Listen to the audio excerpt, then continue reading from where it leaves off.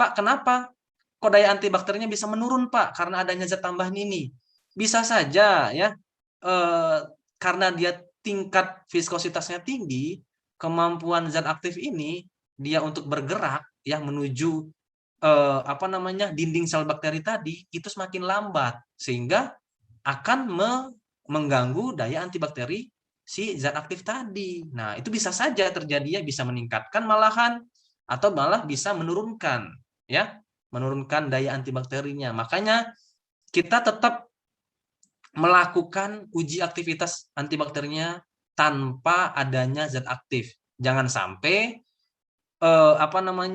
zat tambahan atau eksipien tadi itu bisa mempengaruhi kerja atau daya antibakteri si zat aktif tadi ya. Bisa saja tadi bisa meningkatkan, malah ada yang bisa menurunkan ya.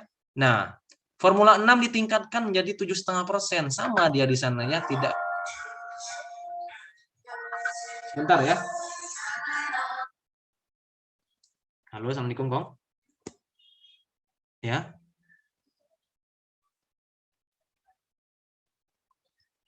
Nah, kenapa? Nah, iya. Oh, ya udahlah, tunggu nanti 2,5 bulan aja atau 3 bulan.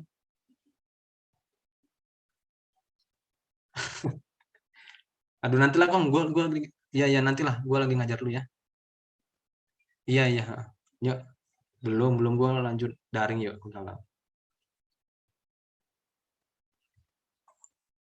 Mohon maaf ya, tadi ada telepon. Tadi sampai mana ya, saya lupa. Sampai mana tadi ya?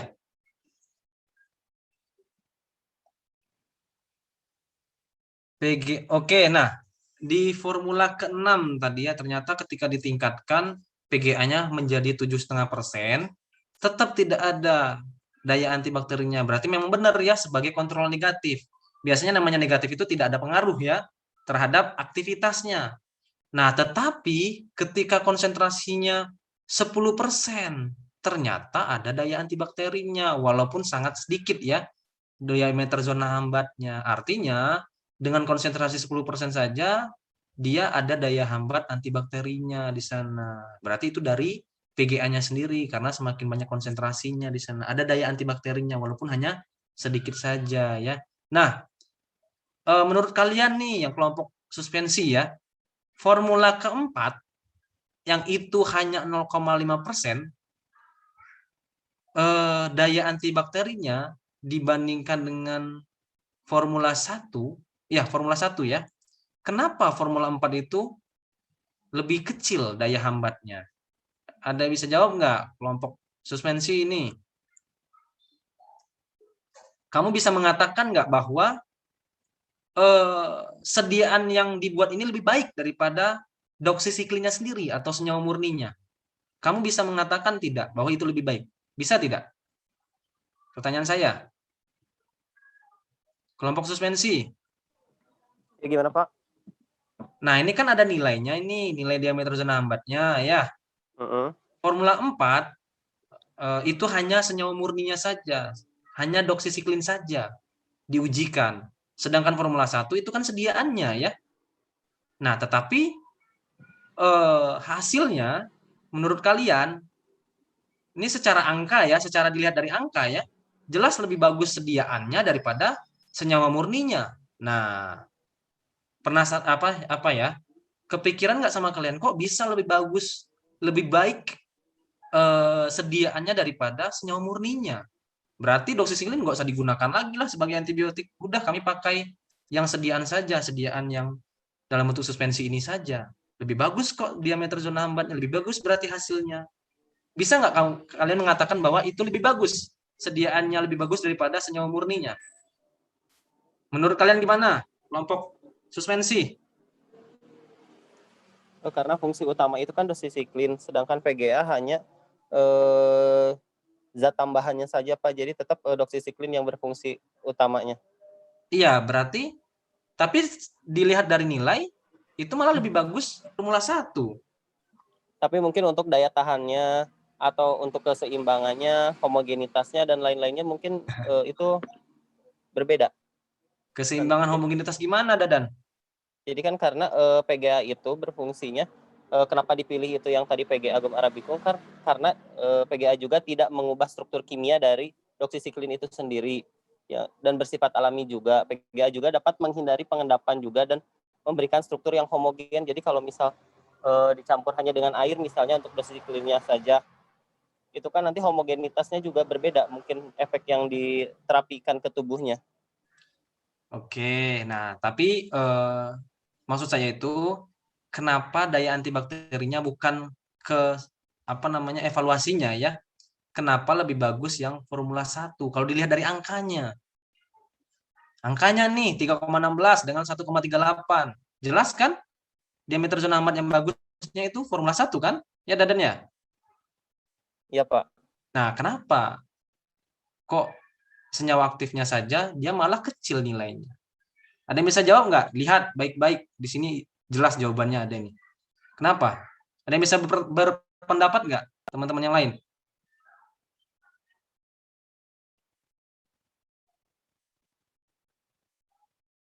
Gimana? Coba Handri atau siapa tadi? Aduh, saya lupa. Handri atau Syarifudin ya? Coba Handri atau Syarifudin. Atau yang lain lah, siapa yang bisa berpendapat lah. Tadi selain Dadan ya. Benar tadi kata Dadan ya, kalau dilihat dari evaluasinya jelas kalau misalnya tidak ada zat tambahan, kemungkinan dia bekerja bisa saja malah tidak ya. Malah tidak ada ya karena dia tidak terlarut sediaannya tadi, tidak terlarut si zat aktifnya. Tapi kan ini kita fokusnya hanya ke antibakterinya. Antibakterinya saja ya. Kenapa kira-kira? Ada yang bisa jawab nggak? Atau ada yang bisa berpendapat menurut kalian? Benar kan? Formula keempat, diameter zona amatnya kecil dibandingkan Formula 1. Ya.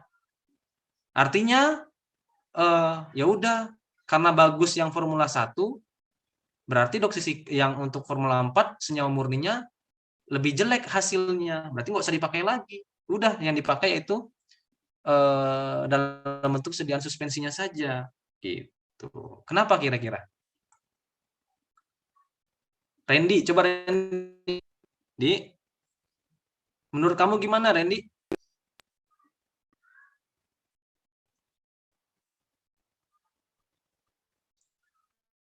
Hasilnya ada nih, ini senyawa murni, ini sediaan. Hasilnya itu secara in vitro malah lebih baik yang sediaan daripada senyawa murni. Ya udah, nggak usah dipakai lagi senyawa murni. Bentuk sediaannya aja yang dipakai. Nah, kenapa itu kira-kira, Randy? Bisa nggak kita menyimpulkan bahwa yang formula yang kita buat lebih baik daripada kontrol positifnya? Bisa nggak kita menyimpulkan seperti itu? Bisa mungkin. Bisa. Oke, nah gini ya. Di mana-mana yang namanya kontrol positif, misalnya ini ya, saya ingin membuat apa ya? Contohnya sebagai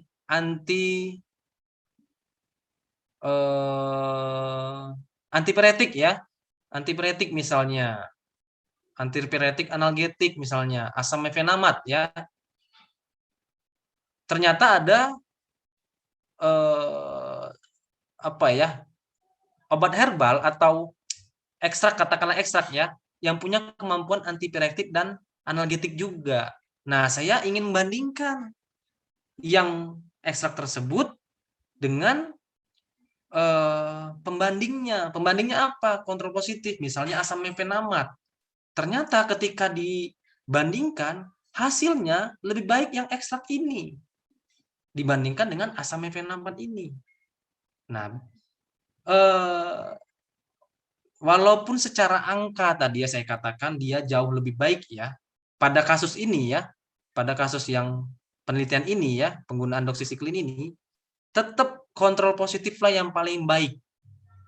Ya, kontrol positif lah yang paling baik walaupun nilainya itu jauh lebih kecil dibandingkan yang dalam bentuk formula atau sediaan suspensinya untuk Formula 1. Kenapa saya katakan paling baik?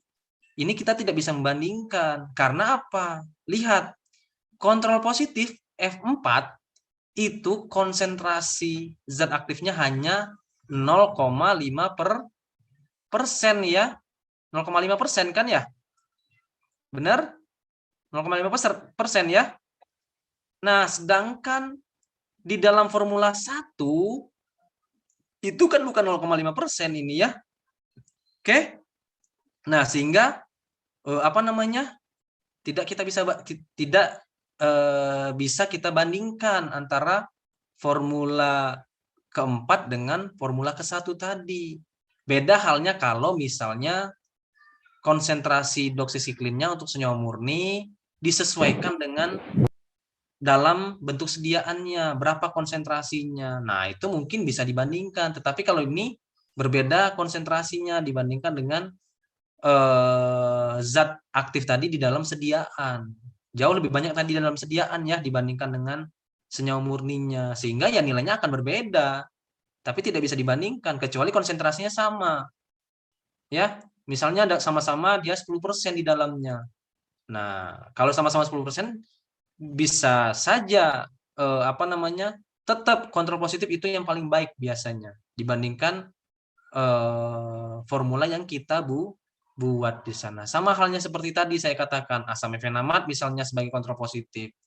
Ekstraknya lebih baik di sana. Nah, walaupun secara angka mungkin berbeda ya, bagus yang ekstraknya, tetapi kan apa yang terjadi sesungguhnya secara in vivo itu belum tentu ekstrak tersebut yang paling baik dibandingkan dengan kontrol positifnya. Karena kontrol positif itu kan sudah melalui tahapan uji yang banyak ya. Makanya dia sudah beredar ya, ada di pasaran digunakan sebagai antipiretik dan analgetik tadi. Kalau yang ekstrak tadi ini dia baru saja baru mau dieksplor ya, dicoba. Nah, nanti ketika di dalam tubuh itu kan berbeda lagi nantinya yang terjadi. Bisa saja ekstrak tadi ketika dilakukan penelitian secara in vivo ternyata hasilnya tidak sesuai dengan in vitro tadi. Karena apa? Pertama, yang namanya obat oral pasti dia perlu yang namanya larut ya. Bisa saja nanti terjadi kelarutannya itu berbeda karena penggunaan ekstrak di dalamnya. Ekstrak itu kan bukan hanya satu senyawa aktif ya. Banyak senyawa aktif di dalamnya atau senyawa murni di dalamnya ya. Sehingga semakin banyak senyawanya di dalam ekstrak itu akan terjadi interaksi di sana ya di dalam tubuh ya. Sehingga bisa saja mengurangi efek yang terjadi ya. Nah, itu harus kita perhatikan ya.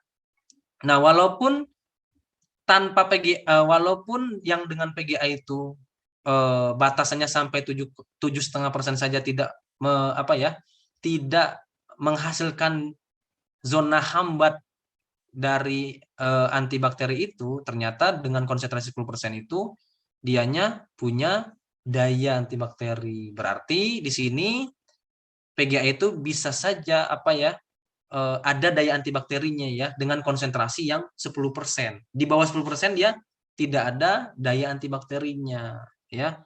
Makanya tadi untuk melihat apakah ada perbedaan dia di sana secara statistika diujikan dengan menggunakan ANOVA di sana ya di dalamnya ya uji statistiknya dengan menggunakan ANOVA di sana. Entah itu ANOVA satu arah atau dua arah yang dipakai ya. Nah, itu secara statistika. Nah, ingat ya, mungkin kalian sudah belajar di uji statistika ya.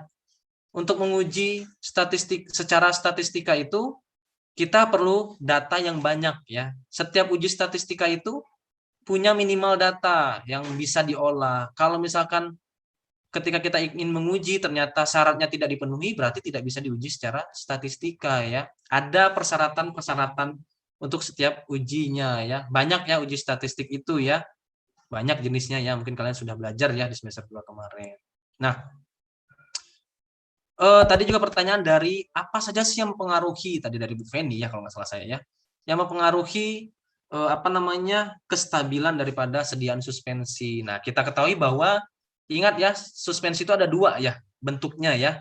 Ada dia sistem pembentukannya secara flokulasi dan ada deflokulasi ya di sana ya.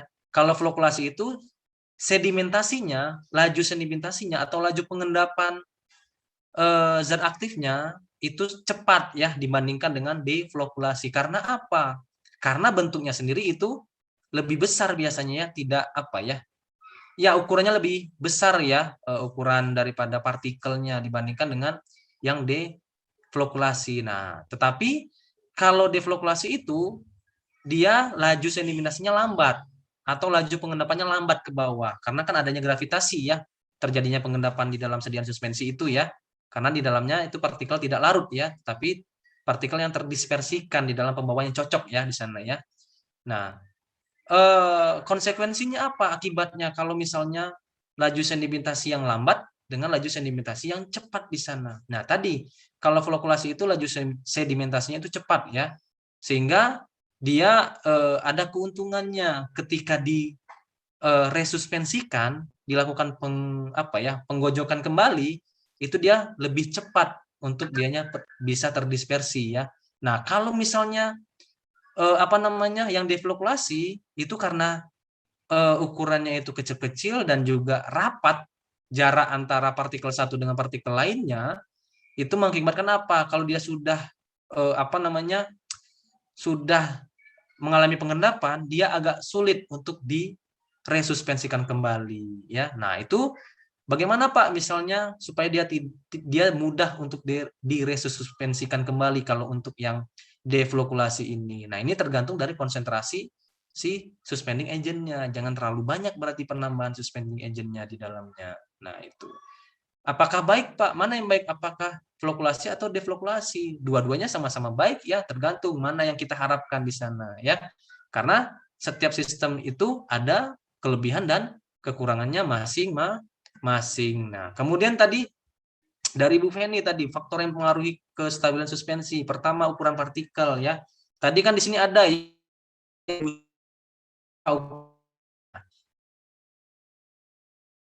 dia harus seragam, harus terdistribusi secara merata di sana. Karena kalau dia tidak terdistribusi secara merata, ditakutkan dia akan terjadi apa? Penggabungan partikel satu dengan partikel lainnya ya, sehingga dia tidak stabil. Makanya ukuran partikel berpengaruh juga terhadap kestabilan suspensi. Semakin besar ukuran partikel berarti semakin besar juga, semakin cepat juga terjadi laju sedimentasinya ya, karena kan semakin besar ukuran partikel kemungkinan besar berat partikelnya sendiri akan semakin besar di sana. Sama halnya seperti gaya gravitasi berarti ya, semakin besar ukuran akan semakin cepat laju ke bawahnya ya. Nah, kalau semakin kecil dia akan semakin lambat ya. Nah, ukuran partikel juga harus diperhatikan. Kemudian jumlah partikel, viskositas juga mempengaruhi, muatan partikel juga mempengaruhi ya. Nah, kalau kita berbicara viskositas, tadi ya sudah dijelaskan, makin tinggi viskositasnya, nah, tapi kalau semakin tinggi viskositas itu akan mengakibatkan apa? Susah untuk dilakukan penggojokan kembali ya, atau resuspensi kembali di sana ya. Nah, itu juga harus hati-hati ya, harus diperhatikan viskositasnya ya. Nah, untuk alat untuk mengukur viskositas namanya viskometer ya, viskometer Brockfield biasanya ya yang sering dipakai ya untuk mengukur berapa sih tingkat viskositas suatu sediaan itu ketika dibuat di sana ya. Jumlah partikel juga tadi ya mempengaruhi. Kemudian muatan partikel, karena partikel itu ada kemungkinan dia muatannya ya. Nah, apakah nanti muatannya itu bisa saling, nanti akan ada pengaruh terhadap reaksi penggabungan di sana ya. Nah, itu harus diperhatikan ya, hal-hal atau faktor-faktor yang bisa berpengaruh terhadap kestabilan sediaan suspensi ya. Nah, oke.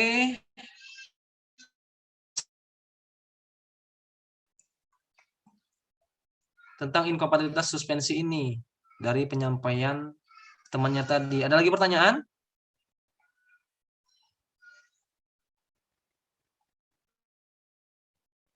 Nggak ada ya? Sudah 16.30 ini. Ada lagi pertanyaan nggak?